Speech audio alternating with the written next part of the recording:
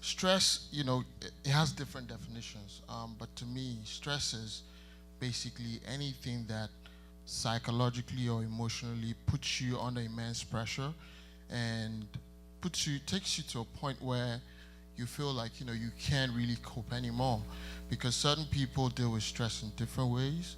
But to me, stress is anything that really takes you beyond your regular level of balance, beyond your day-to-day life, what is beyond your normal level of what you can cope with. So because of that, what is stress to me may not be stress to you, but everybody has their regular, I don't like a baseline, thank you, like a baseline of where they operate, and anything that takes you beyond that baseline level to me is stressful. That's a great definition. Pastor Mrs. And I think you basically covered it. I think a lot of times we use the word stress, we think it's universal, but it's not. There are some things that we go through in our lives and someone else is able to handle it, and it happens to the next person and they're not able to. Again, going back to what you're actually able to take. So I think he really covered it well. That's good.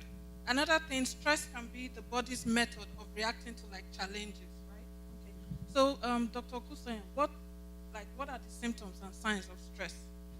Yeah, actually, there's no perfect definition of stress. We have positive stress and also we have negative stress. Stress normally affects most of the organs in the systems in the body. You have headache from CNS, from the central nervous system. You have irritability, you become aggressive, you become impatient, or you wound up, you become overburdened, and also you become anxious, nervous, afraid, like your thoughts are racing and can't switch off. Also, sometimes you could be depressed. On the musculoskeletal system, you become under stress, you have muscle tense up, contraction of muscles of extended periods can trigger tension, headaches, migraine, and various musculoskeletal systems. And respiratory system, you have stress, you breathe harder and cause rapid breathing or hyperventilation, which can bring on panic attacks in some people. Increasing the amount of blood pumped to these parts of the body, repeated episodes of acute stress can cause inflammation in the coronary arteries, thought to lead to heart attack. Praise the Lord. So, doctor, basically, stress affects every single part. System. Yeah, I just want to touch all these systems. Okay. But in most cases, you could find it difficult to sleep. You have insomnia, and also you have an upset stomach so as well. I just want to touch on something that doctor opened with, that there is both positive and negative stress. So sometimes we think anything that frazzles us a bit is bad, but not always. There are sometimes that you go through some challenges, you go through some difficulties, and it actually propels you to do better, propels you to, to achieve things that you didn't even think you could achieve. In that situation, the stress is positive. But when stress causes you, or something happens in your life and it causes you to shut down, or it causes you to respond negatively, then that's the one that is concerning. So the idea this morning is not that you walk through life and you are always on a mellow state. That's not the idea. There are times that you get excited, but the excitement needs to move towards something positive as compared to negative. Does that make sense? So negative is anything that causes you to, maybe now you start to emotionally feel bad about who you are, as compared to now taking steps to make the situation better. It actually cripples you. You start to get afraid. You do less instead of doing more in the right direction. That's when it becomes negative. Okay, just to add to what Pastor Mrs. said, how many people know about the fight and flight reaction? The fight and flight reaction is like a positive stress. So let's say as we're all sitting, facing forward, somebody comes from behind and shouts, "Snake, snake." Most of us in front will not even know what's going behind. They'll just start running. That's the fight and flight. That's like positive stress. Correct. And then negative stress is like overstress. Maybe you're preparing for exam. Instead of thinking positively, like, let me read and study and pass, you begin to panic and become very stressed out, and you're not able to read, and then, of course, you can't pass the exam. So that's like the difference between good and bad stress. Can I make some comments too? In positive stress, we all need a drive before you can achieve. If you don't have any drive, you will not be able to achieve. And that's part of the positive stress. Yeah. Okay, Dr. Diabo, can you tell us how can you like avoid stress in our daily like life? How can we avoid it? Yeah, that's a very interesting question. It's a difficult question as well, but I'll try my best to answer it. First of all, we just talked about positive and negative stress.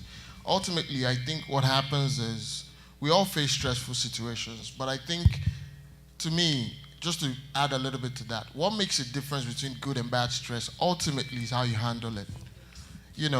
Certain people go through stress and you see them, you smile, they greet you, you don't even know what's going on in their life. And certain other people, you see them, they're miserable, and you're wondering, even if they've not told you something is wrong, you say, that person is under a lot of stress, let me just walk by and not say good morning today. So, that's the first thing. So now, how do you go through daily life without being stressed? It's difficult.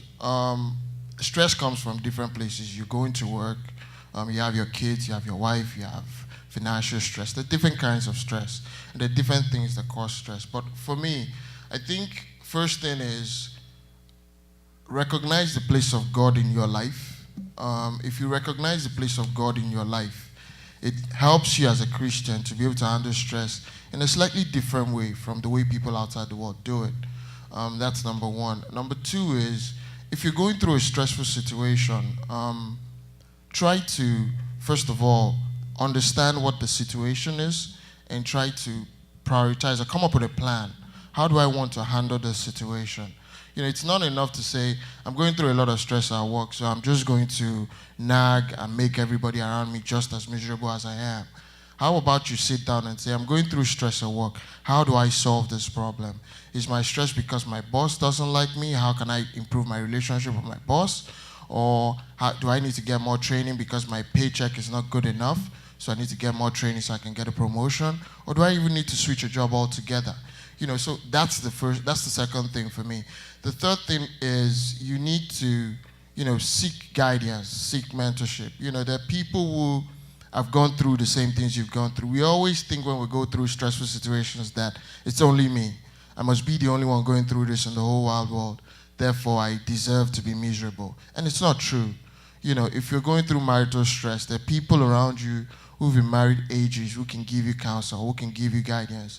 If you're going through spiritual issues, you have your pastor to call on, you have Pastor Mrs. to call on. So you need to seek guidance to be able to deal with that kind of situation. So it always depends on what the kind of stress is. If you're going through financial stress, for example, like I said, does it mean you need to switch your job? Does it mean you need to get through more training to get a better job?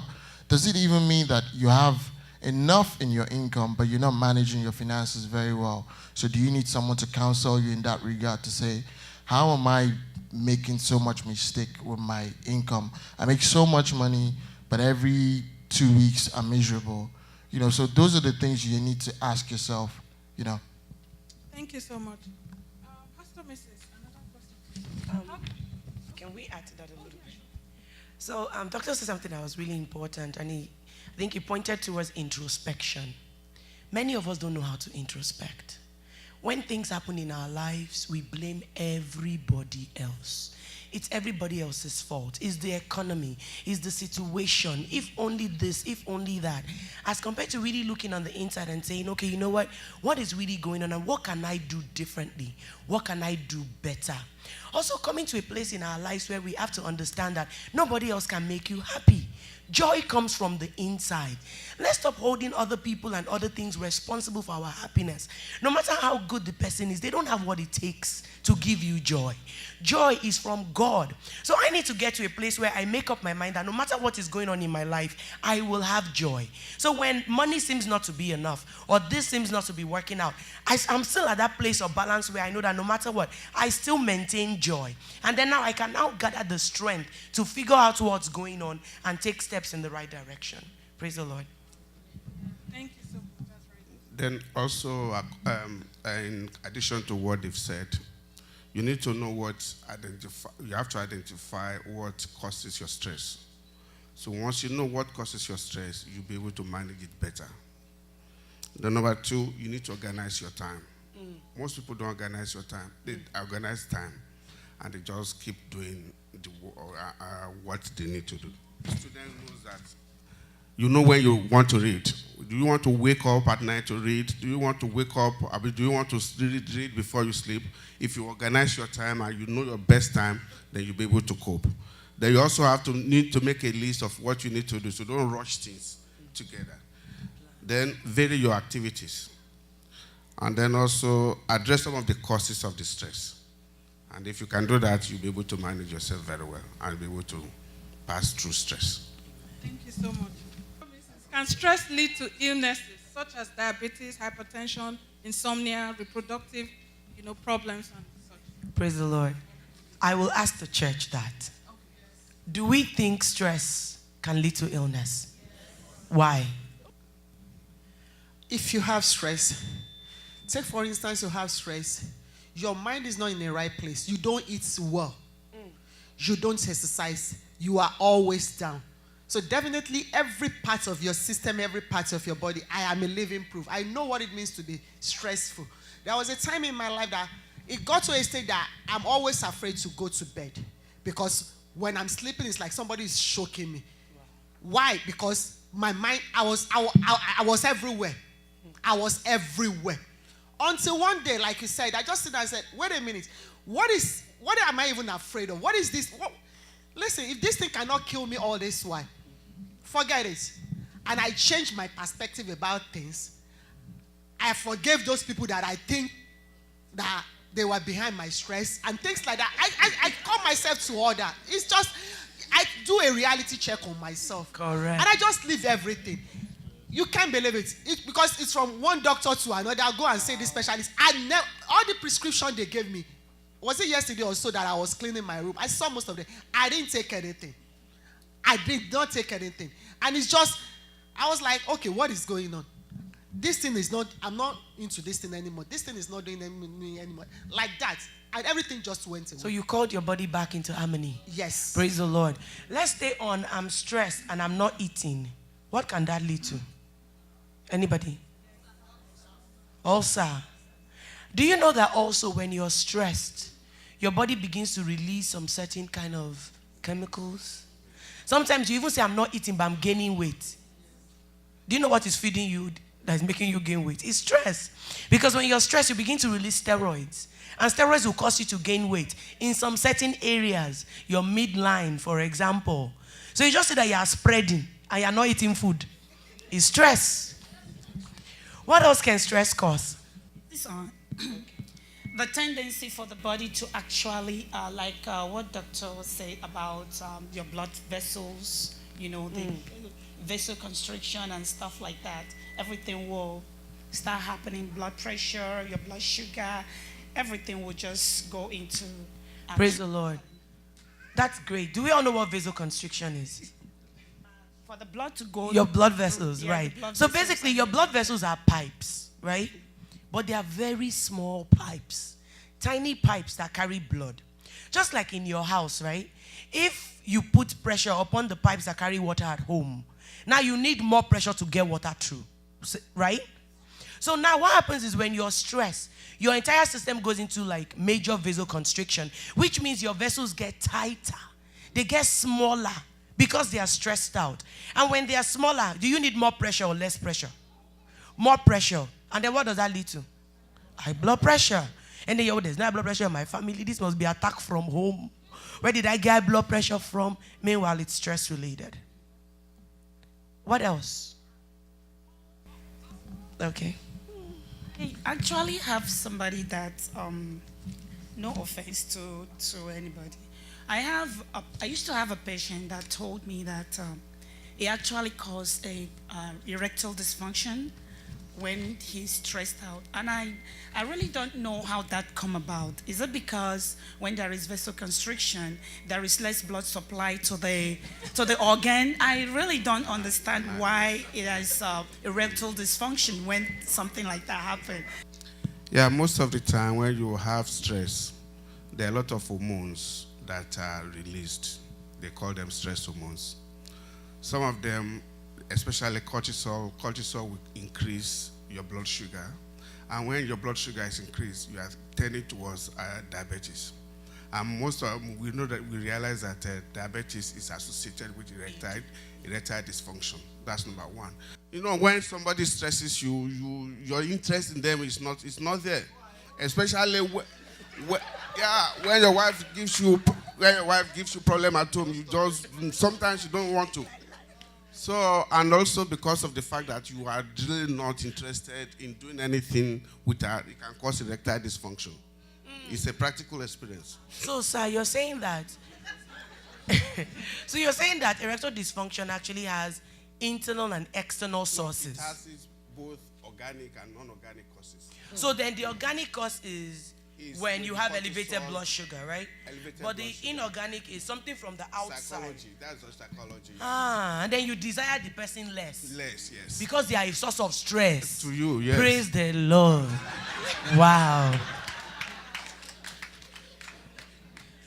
I mean, there's not much to add to what has been said. Like Dr. Kusoya said, when you're stressed, there are a lot of hormones that get released into your body, and one of them is the endorphins. And a lot of these hormones, create certain mechanisms that go into play almost simultaneously. And unfortunately for the human body, the real thing about stress, if we must say, is this: when these hormones, everybody gets stressed. So now, the difference between somebody who is really stressed, like the guy in that picture, and somebody who is calm is, if you're not stressed, you're able to bring your body back to baseline. And if you're able to bring your body back to baseline, then you can still function normally. Now, like we saw in some of the other slides, when you're stressed, everything is off. And when everything is off, unfortunately, whoever you're with may not be, most likely are not experiencing the same stress that you are. And therefore, we always overlook that, generally, especially when it comes to husband-wife relationship, or when it comes to sexual things, because we think, oh, she should understand that I'm under stress right now. I don't want to have this. But she doesn't understand because she's not going through what you're going through. And she's not the one that her hormones are going all over the place. So when it comes to erectile dysfunction, like it has been said, there's the organic part, which is the hormones kicking in and your whole body is not functioning right.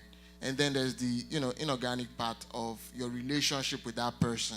How is your relationship with that person? How is your general psyche? For example, one of the biggest things is insomnia. And if you can't sleep, and you can't sleep right, and you experiencing progressively increased insomnia, it's going to ultimately break you down, no matter what, no matter how strong you are, whether sexually or otherwise. So ultimately, you have to be able to manage your body effectively, even outside of stressful situations. You're sick and you're not even stressed, you're not sick, but you feel like, what, I've been under a lot of stress, I need a vacation, I need a break. Even husband and wife, they need a break sometimes. It doesn't mean you're separating, it doesn't mean you're divorcing, but it just means you might be able to say, wife, I'm going to go hang out with my friends for tonight, and I'll be back tomorrow. But again, that has to depend on the level of trust that you've established with your wife. If your wife is not comfortable with you, that every time you go out, you're sleeping with somebody or you're drinking and you come back excessively drunk, then she's not going to be happy to let you go. So there's so many things that come into play, and we just have to be cognizant of those things. Praise the Lord. We're out of time, but is there any question from the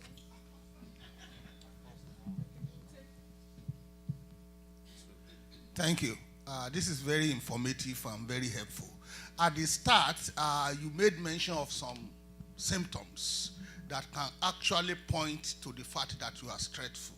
You talk about headache, irritability, insomnia, but also these symptoms, they can be traced to some underlying diseases and sicknesses, which might not be stress.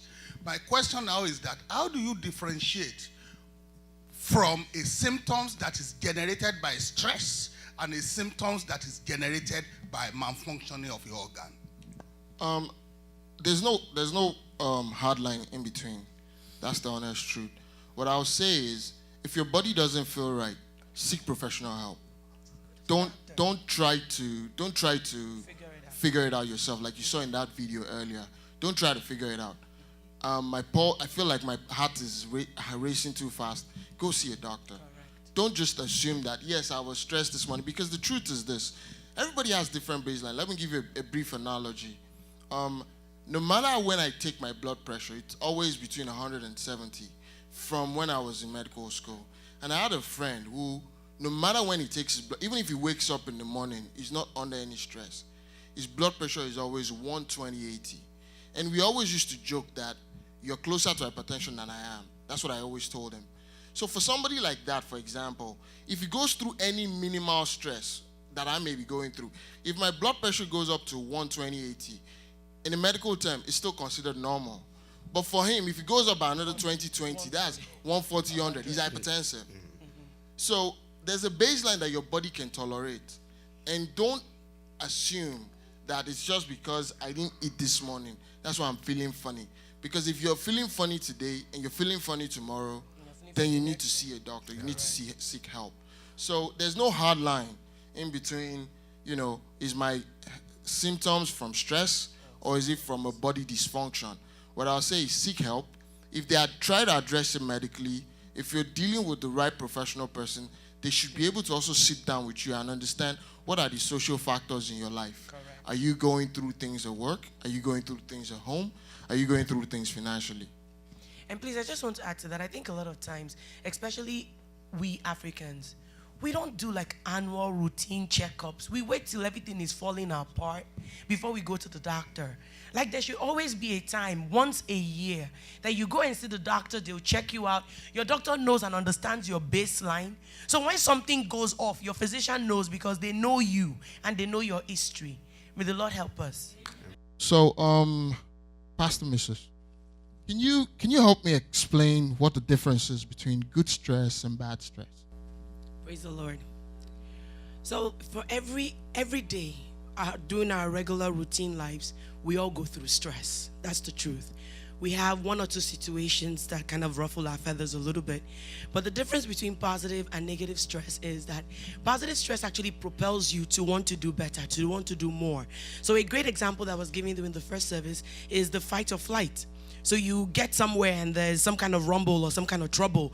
Sometimes you scale over walls you didn't even think you ordinarily could scale over, because now your body released all these hormones and all these things that energized you to do something better, something bigger, something that will help you bring the right kind of solution.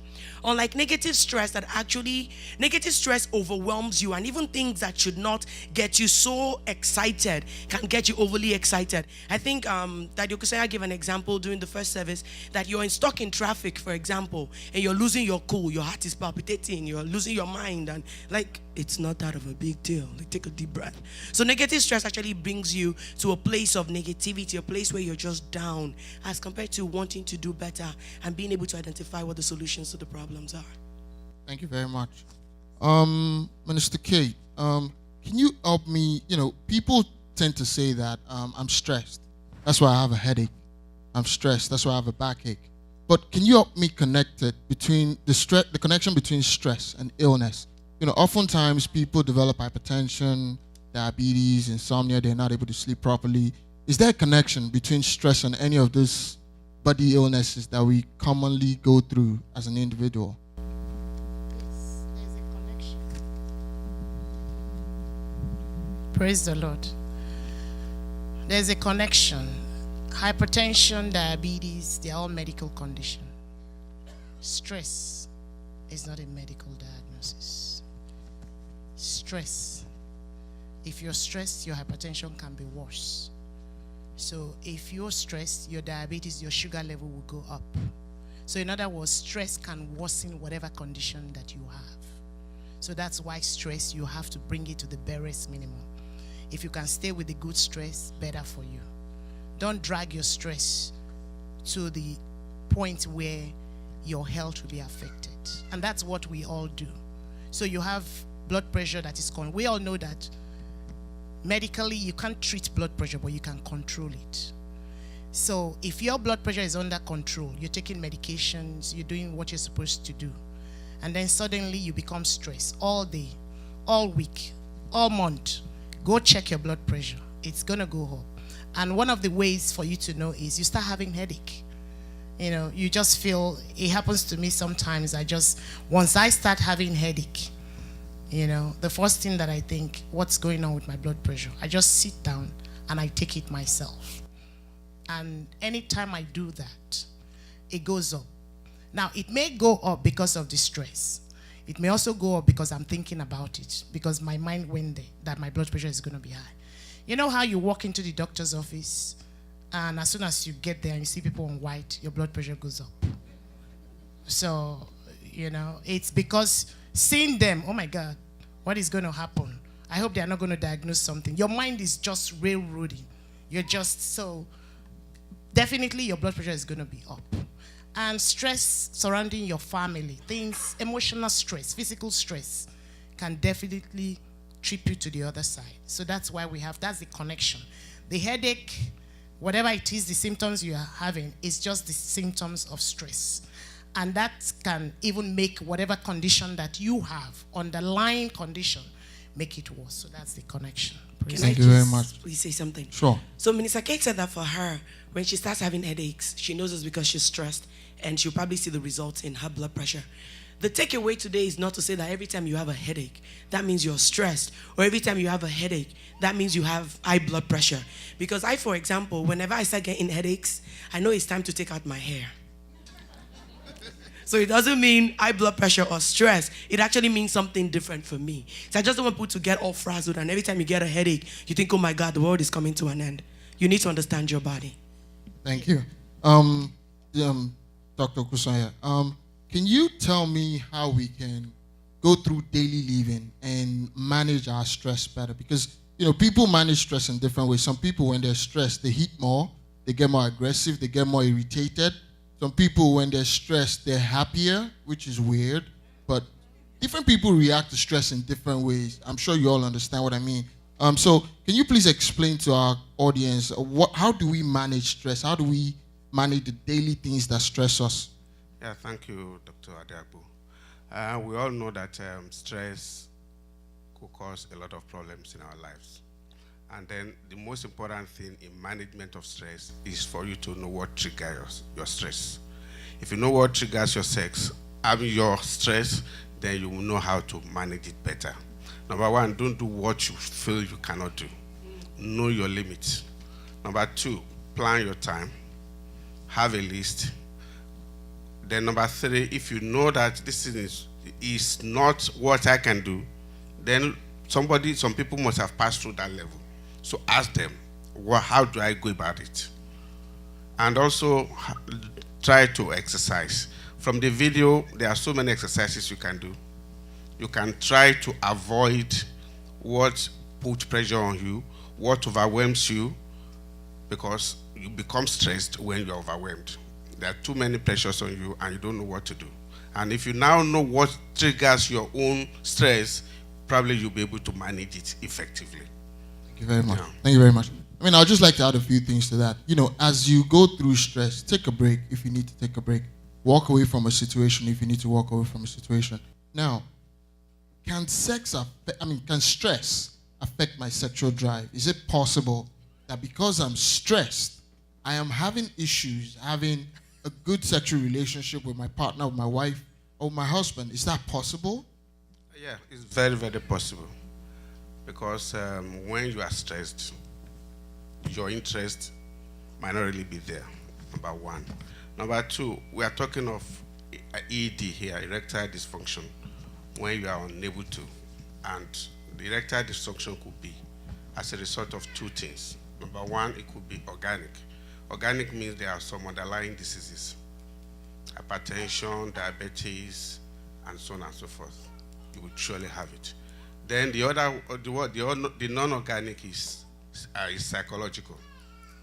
Somebody who is giving you stress. If your wife is giving you stress all the time, let's go to Jerusalem, as Gio used to say, and you say you have headache. You keep having headache all the time. The man will got to a point that you just say, well, if I go there, it's going to be like, okay, I'm still having headache, and I don't want to be type of burden to her. So you can cause it. And also there are some hormones that are released due to stress. They call them stress hormones.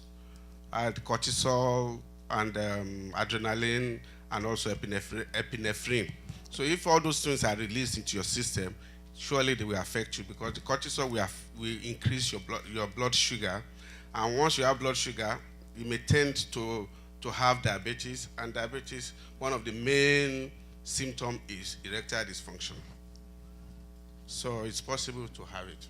Thank you very much, Pastor Mrs. Does this also happen to women? Can a woman's libido be affected because she's stressed? Oh, yes. Yes, very, very well. And because of the fact that, as I said, psychological may be there, psychology may be there, and if there's psychology there, somebody who gives you problems all the time, just come in, just want to go in and come out. Surely you don't want that. We all know that in sexology there are 4 stages you have to pass through, and if you just go from 1 to 4, yeah, it's not going to work. So that is why it's affected. Now, I want to take 1 or 2 questions from the crowd, so I'm going to open it up. Pastor, please, go ahead. One of my questions is this. When doctor was talking about how to manage stress. So if I'm stressed from the house and I have to go back home, how do I manage it? That I know that when I get home, what will I do? When it's time, will I just pack my load and say, let me go out a little bit? Or how can I manage it if the stress is within the house? So, I mean, I'm sure we have answers, right? Who's going to go? I would just suggest that if the stress started from the home, the first thing you want to do is step away from that stress. Look for something that interests you a little. You have different types of therapy. You can go, nature kind of person, ecotherapy, you just go around nature. Taking some deep breath. We call it deep breathing exercise. Or go somewhere and just, when you gulp in some air and you exhale slowly, it relaxes you. You take in more oxygen. And everything tends to calm down. That hyper will go down. It works for me very well. So when you finish doing that, by the time you come back, your state of mind will be different. Now you are now in a good state of mind to think. Even when the person you are meeting at home is making trouble, because you have calmed yourself down from outside, you are now able to address the situation better. Or you may just say, let's leave this matter for now. Maybe we can address it at a later date. But when you face it squarely like that, one-on-one, it's going to be fire for fire. So the best thing is one person has to step away. All right. I want to take it a step further. So now I've practiced that, and today it was Monday. I decided, you know what? That woman drives me crazy. So I'm going to take a drive, extra 5 minutes before I get home, chill out, and then I get home. But it's still the same thing. What do I do? Praise the Lord. I think sometimes as human beings, we don't really take the time to understand each other. A lot of times when we're in conflict, we tend to see it from our own perspective. We see our own view. We understand how we feel. But a lot of times we don't understand how the other person feels. So as compared to taking the time to sit down together and say, okay, you know what? This went wrong and we offended each other. And be able to acknowledge where I offended you perhaps and where you offended me. And then find a way to reach a middle ground. Everybody wants to hold their right and say, but I was right. And if I come into the relationship or into the situation with that mindset, we won't be able to find a solution. So sometimes in relationship, it's not necessarily because you were wrong or you did anything wrong. But if what occurred hurt and affected my partner, then I owe them the ability to be able to acknowledge how they feel. But we think sometimes acknowledging how somebody else feels is admittance of wrong. I'm not saying I was wrong. I just want to take the time to understand. I don't think there's anybody that wakes up in the morning and says, I want to make my marriage horrible. I want to torment my partner. There are maybe 0.00.1% of people. But most people want a happy home. But a lot of times there's misunderstanding. We project our emotions on each other and then things go from sour to worse. Sit down. Take the time to understand. And don't come with pointing fingers and accusing the person. They didn't do. Start from acknowledging how they feel and then give them an opportunity for the both of you to talk about it. Thank you very much, Ma. I'd like to take his response real quick. Do you have anything to add to that or no? Yes, I want to add something. And according to Pastor Mrs., communication matters a lot. Understanding matters a lot. And also reaching an agreement matters a lot. We have to meet at a point. That is when you can have peace in your home. And also, apart from that, if it is your children that are giving you a lot of headache, find something for them to do. Give them an assignment. Let them do some homework. When I was younger, they used to give me imposition or something like that. You write it 500 times. By the time I do that, I'll calm down by force. So everybody will have peace. So all right. Mr. K, just 2 seconds. I just want to say that that's in terms of relationship. Now I'm stressed. So we're talking about stress. That's relationship. I know stress is part of it. But if I'm stressed, it will be very difficult for me to understand where you're coming from. Because I'm stressed maybe with work. I'm stressed with financial problems. I'm stressed with extended we know what stresses us. All put together, I say when it rains, it pours. And then you are telling me to understand you? Heck no. Mama, no, listen. All right. Because that's what happens. I'm just being practical. I am so overwhelmed. Coming from work, my boss was nasty. I didn't like what my boss did to me. I was driving down, somebody was making me angry. And then I come home, and there was a problem at home before. Instead of me to sit down and listen to you and see where you're coming from, when I come in, I bring my own garbage, and I'm telling you what I'm stressed about, and you are telling me what happened at home yesterday. It's not going to work. Somebody has to stop. Right. That's what I'm saying. Right. So you do what is interesting to you at that time. So I want us to really balance it. So I'm coming home and I have my own baggage. My husband also has his own baggage. By the end of the day, do I view my spouse as a part of my problem or as a part of my solution? Because if I take my spouse into the bucket of a part of my problem, then there's no way the relationship is going to work. Yes, I have things I'm going through that he may not even understand. But at the end of the day, we are in this together. So when I come home and I vent, you may not have the right things to say. You may not even know what to say. But just the virtue of you listening and me knowing that you are there and me understanding that I can't expect you to fix my problems. We need to figure this out together.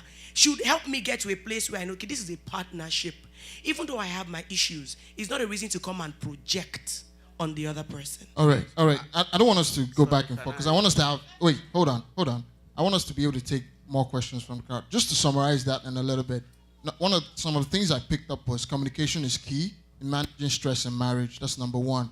Number two is as you manage stress in marriage, have an introspective look into what the situation is.